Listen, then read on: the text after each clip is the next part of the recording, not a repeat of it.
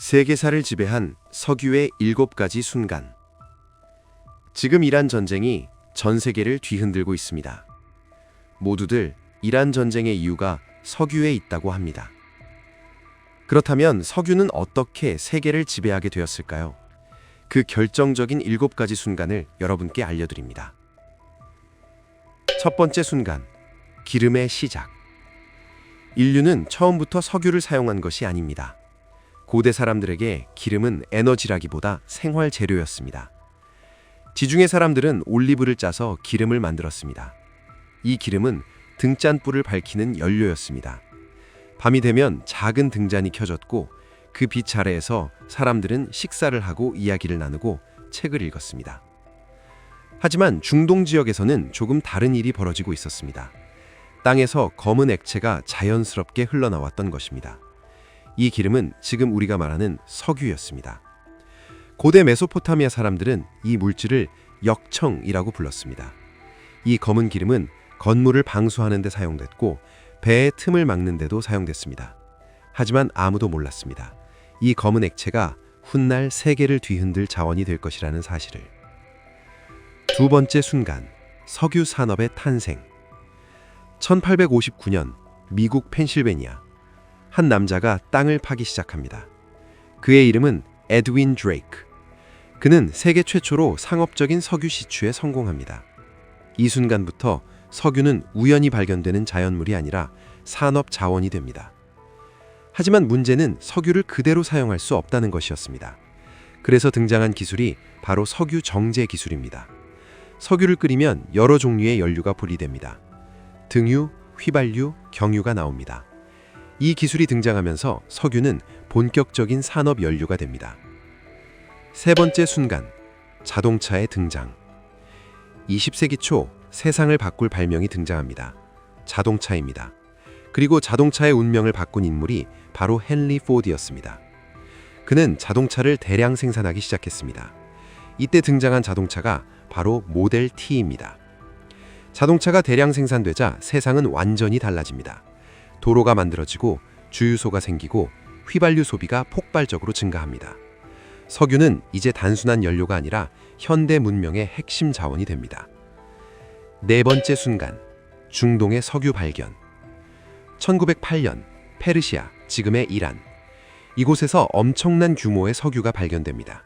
그리고 이어서 이라크, 쿠웨이트, 사우디아라비아에서도 거대한 유전이 발견됩니다. 세계는 깨닫습니다. 석유의 중심이 미국이 아니라 중동이라는 사실을. 다섯 번째 순간, 제국주의와 석유. 석유가 발견되자 서구 열강들이 움직입니다. 특히 영국은 석유 확보에 적극적이었습니다. 영국 해군은 석탄 대신 석유를 연료로 사용하기 시작했기 때문입니다. 그래서 영국은 중동 석유 확보를 위해 앵글로 페르시안 석유 회사를 설립합니다. 이 순간 중동은 세계 정치의 핵심 지역이 됩니다. 여섯 번째 순간, 석유 파동. 1973년 중동 전쟁이 발생합니다. 그리고 석유 수출국들이 석유 공급을 줄입니다. 세계는 큰 충격을 받습니다. 기름값이 폭등하고 세계 경제가 흔들립니다. 이 사건은 석유가 단순한 자원이 아니라 세계 경제를 움직이는 힘이라는 사실을 분명하게 보여줍니다. 일곱 번째 순간, 지금. 지금도 석유는 세계 정치의 중심에 있습니다. 이란 전쟁으로 인한 에너지 갈등과 그리고 반복되는 기름값 상승이 전 세계 경제를 위협하고 있습니다. 우리가 주유소에서 보는 휘발유 가격표 뒤에는 석유의 세계사가 숨어 있습니다. 인류는 불을 발견하며 문명을 시작했습니다. 그리고 석유를 발견하며 산업 문명을 만들었습니다. 하지만 지금 인류는 또 다른 질문을 하고 있습니다. 석유가 먼저일까요? 평화가 먼저일까요? 답은 여러분들이 내리셔야 합니다. 이란 전쟁, 세계 경제의 목줄, 7가지 바닷길, 세계사. 지금 세계 경제에서 가장 중요한 곳은 어디일까요? 미국 월가일까요? 중국 상하이일까요? 아닙니다. 지금 세계 경제를 움직이는 곳은 좁은 바닷길입니다. 이 바닷길이 막히면 석유 가격이 폭등하고 세계 물류가 멈추고 경제가 흔들립니다. 지금 중동에서 벌어지고 있는 이란 전쟁이 전 세계를 긴장시키는 이유도 바로 이것입니다. 세계 경제의 목줄이 바로 이 바닷길을 지나가기 때문입니다. 오늘은 세계 경제를 지배하는 7가지 바닷길 세계사를 이야기해 보겠습니다. 첫 번째 바닷길, 호르무즈 해협. 지금 세계에서 가장 위험한 바닷길입니다. 이 해협은 이란과 오만 사이에 있습니다. 하지만 이곳을 지나가는 것은 단순한 배가 아닙니다. 세계 석유의 약 20%가 이 해협을 통과합니다. 사우디아라비아, 이라크, 쿠웨이트, UAE 등 중동 산유국의 석유 대부분이 이곳을 지나 세계로 나갑니다. 그래서 이곳이 막히면 세계 유가는 즉시 복등합니다.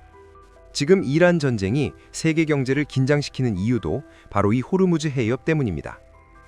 두 번째 바닷길, 바브엘 만데브 해협. 이름은 낯설지만 세계 물류에서 매우 중요한 곳입니다. 홍해와 인도양을 연결하는 해협입니다.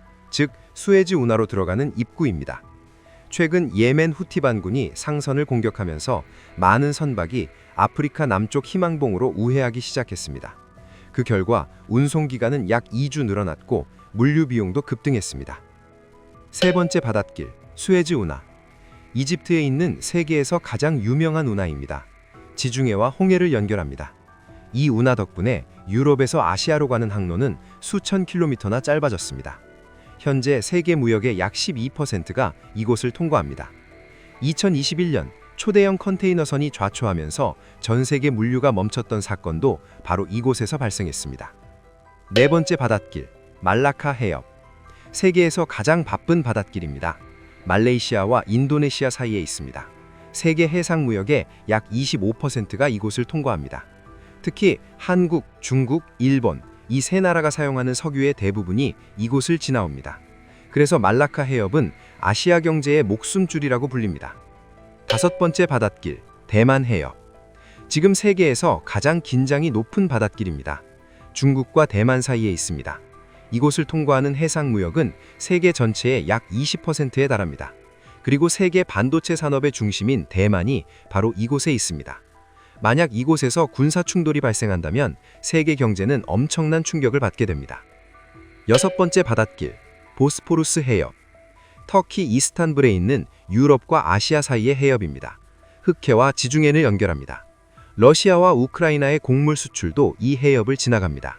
그래서 역사적으로 이곳은 제국들이 경쟁했던 전략 요충지였습니다. 마지막은 중남미의 파나마 운하입니다. 대서양과 태평양을 연결하는 세계 최대의 인공 운하입니다. 이 운하 덕분에 배들은 남미 최남단을 돌아갈 필요가 없어졌습니다. 현재 세계 무역의 약 6%가 이곳을 통과합니다. 미국이 이 운하를 건설한 이유도 바로 세계 해상 패권 때문이었습니다. 세계 경제는 거대한 시장에서 움직이는 것처럼 보입니다. 하지만 사실은 몇 개의 좁은 바닷길 위에서 움직이고 있습니다.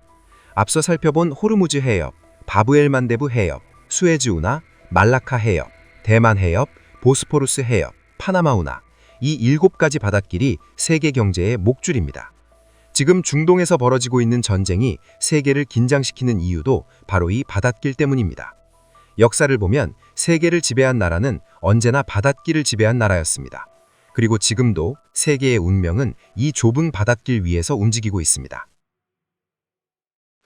우라늄의 세계사, 발견에서 핵무기, 그리고 이란 전쟁까지. 지금 중동에서는 이란을 둘러싼 군사적 긴장이 높아지고 있습니다. 이 갈등의 중심에는 하나의 물질이 있습니다. 바로 우라늄입니다. 특히 문제가 되는 것은 우라늄 농축입니다. 농축 수준이 높아질수록 이 물질은 단순한 발전 연료가 아니라 핵무기의 재료가 되기 때문입니다. 그래서 지금 국제사회는 이란의 우라늄 농축 프로그램을 가장 민감한 안보 문제로 바라보고 있습니다. 그런데 흥미로운 사실이 있습니다. 이 위험한 물질은 처음 발견되었을 때 단지 유리를 예쁘게 물들이는 금속에 불과했습니다. 어떻게 이 금속은 세계 정치의 중심이 되었을까요? 이 이야기는 200년 전 한 화학자의 실험실에서 시작됩니다. 우라늄의 발견. 1789년 독일의 화학자 마르틴 하인리히 클라프로트는 체코의 광산에서 채굴된 검은 광석을 연구하고 있었습니다. 광석 속에는 그가 한 번도 본 적 없는 물질이 숨어 있었습니다. 클라프로트는 이 새로운 원소를 발견하고 이렇게 이름 붙입니다. 우라늄. 이름의 유래는 당시 막 발견된 행성, 우라노스, 즉 천왕성이었습니다. 하지만 당시 우라늄은 그저 색소용 금속이었습니다. 유리나 도자기를 노란빛과 녹색으로 물들이는 장식 재료에 불과했습니다. 그 누구도 몰랐습니다. 이 금속이 훗날 도시 하나를 사라지게 할 에너지를 품고 있다는 사실을 말입니다. 방사능의 발견. 100년이 흐른 뒤 1896년 파리의 한 실험실에서 놀라운 사건이 일어납니다.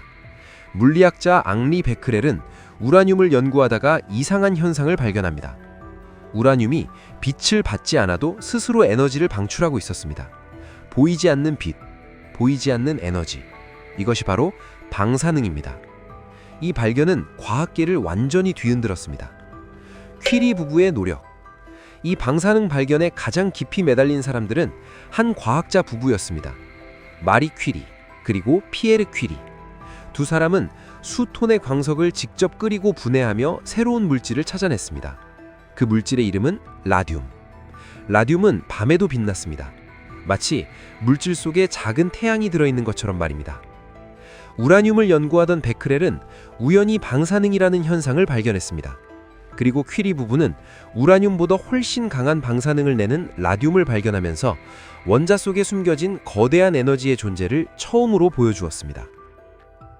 핵분열의 발견. 1938년 독일 베를린의 실험실에서 또 하나의 역사적인 발견이 이루어집니다.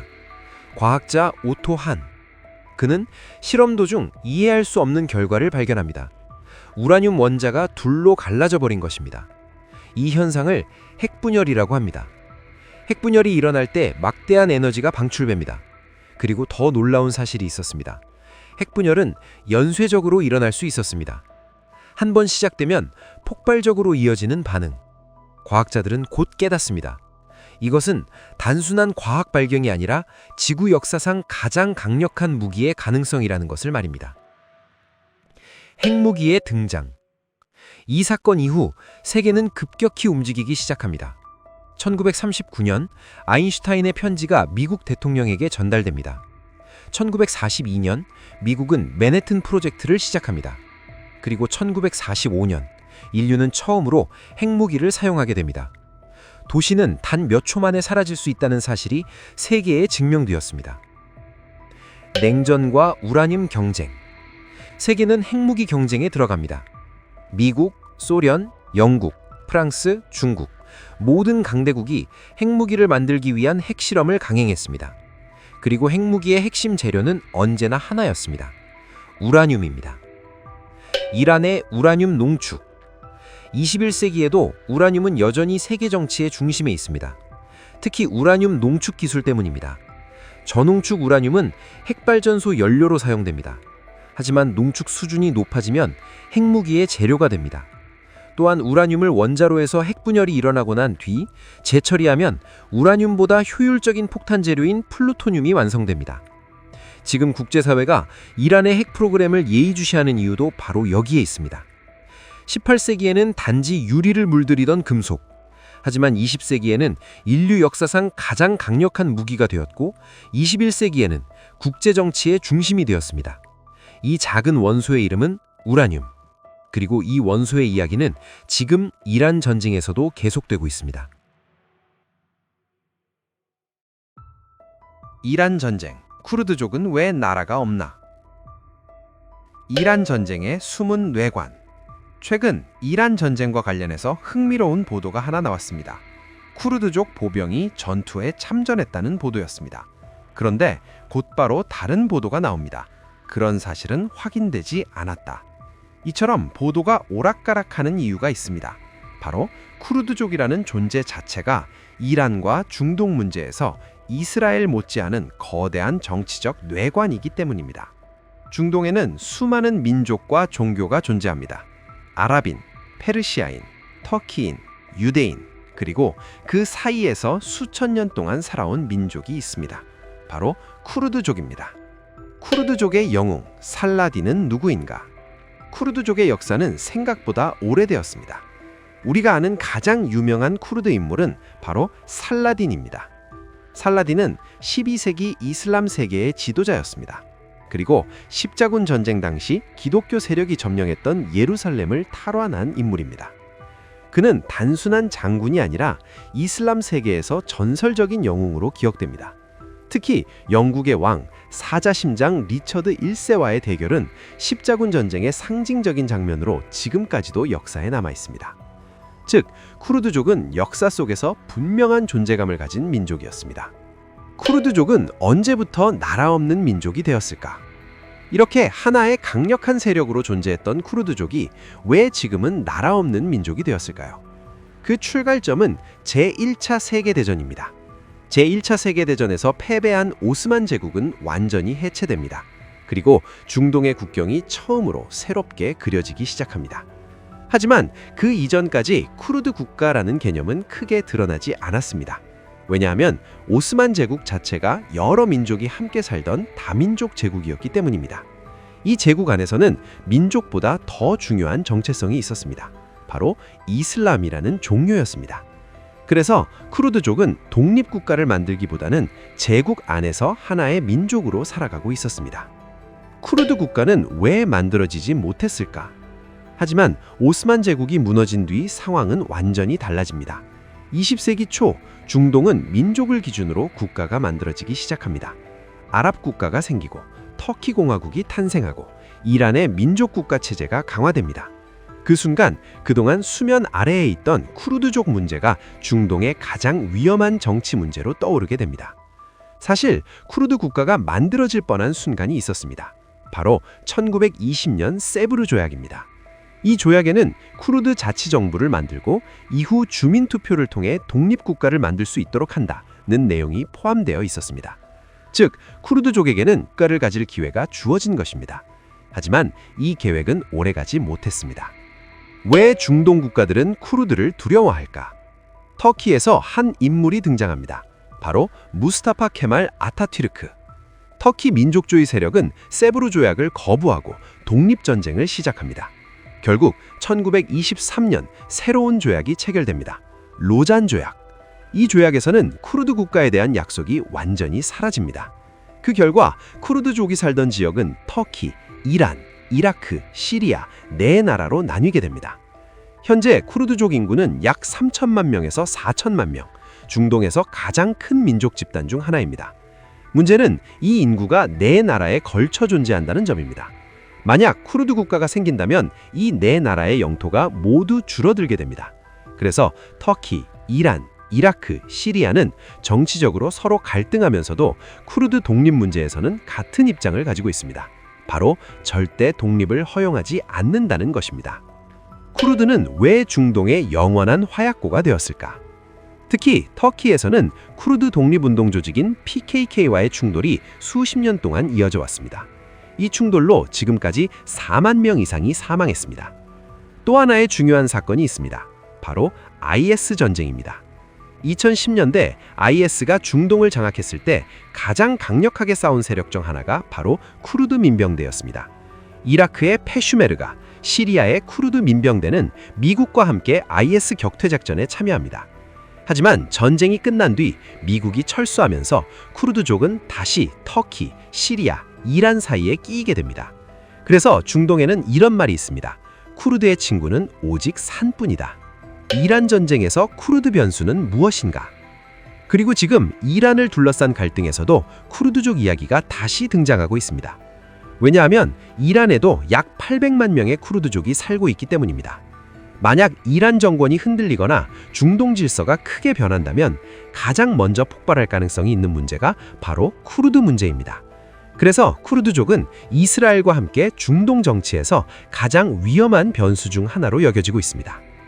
중동에는 3천만 명이 넘는 민족이 있습니다. 그들은 하나의 언어를 쓰고 하나의 문화를 공유합니다. 하지만 그들에게는 아직도 나라가 없습니다.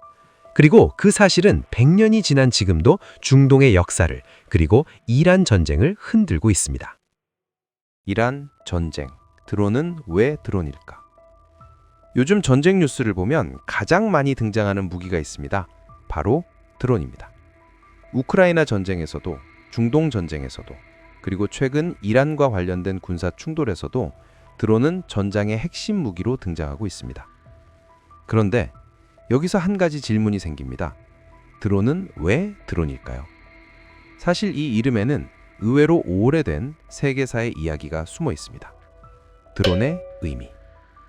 드론이라는 단어는 원래 수컷 벌을 의미합니다. 꿀벌 사회에서 숫벌은 조금 특이한 존재입니다. 꿀을 모으지도 않고 벌집을 짓지도 않습니다. 대신 여왕벌과 교미하는 역할을 하며 날 때 특유의 윙윙거리는 소리를 냅니다.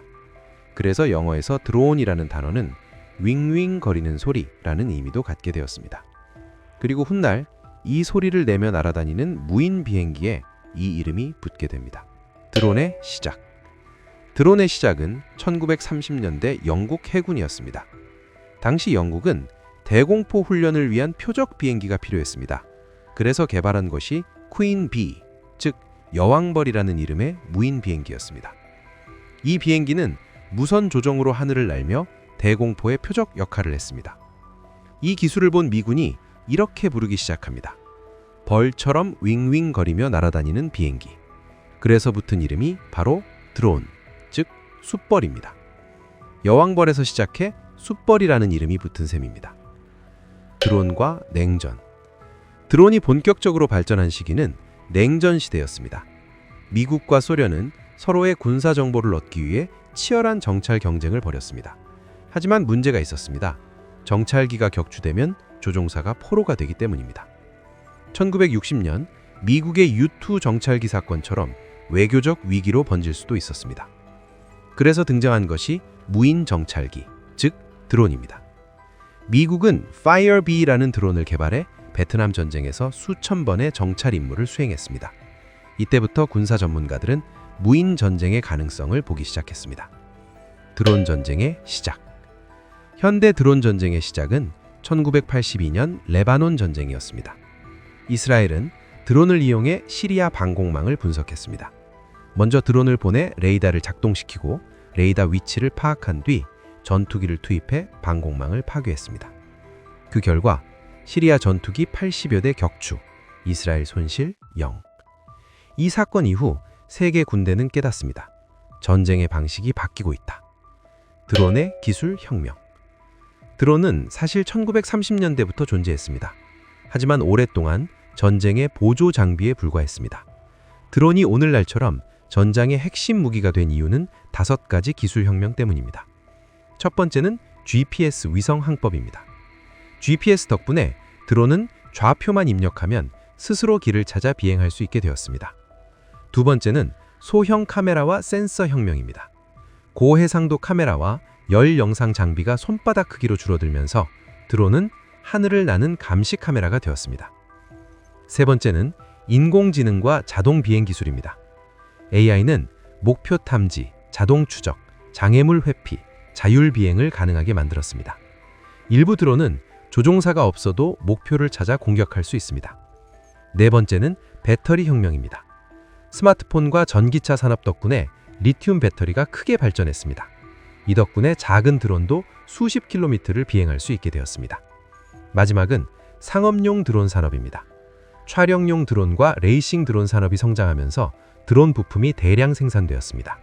그 결과 카메라, 센서, 모터, 배터리, 가격이 크게 떨어졌습니다. 군대는 이제 수천 대의 드론을 매우 저렴하게 생산할 수 있게 되었습니다. 우크라이나 전쟁. 이 기술들이 결합되면서 드론은 처음으로 전쟁의 중심 무기가 됩니다. 그 무대가 바로 우크라이나 전쟁입니다. 우크라이나군은 FPV 드론, 자복 드론, 정찰 드론을 대량으로 사용했습니다. 작은 드론이 전차, 장갑차, 포병 등을 파괴하는 장면이 전 세계에 충격을 주었습니다. 이 전쟁 이후 세계 군대는 확신합니다. 미래 전쟁의 핵심 무기는 드론이다. 드론 부대의 등장. 지금은 거의 모든 군대가 드론 부대를 운영하고 있습니다. 미국, 중국, 러시아, 이스라엘, 한국 모두 전용 드론 부대를 운영하고 있습니다. 일부 군대에서는 드론이 포병보다 중요한 전력으로 평가되기도 합니다. 이란의 드론 부대. 그리고 지금 중동에서도 드론이 전쟁의 핵심 무기가 되고 있습니다. 특히 주목받는 것이 이란의 샤헤드 드론입니다. 가격은 약 2만 달러. 하지만 전차, 방공 시스템, 발전소 같은 수백만 달러짜리 목표물을 공격할 수 있습니다. 그래서 군사 전문가들은 말합니다. 드론은 전쟁을 민주화한 무기다. 벌에서 시작된 이름, 드론. 이 작은 기계는 지금 전쟁의 판을 바꾸고 있습니다.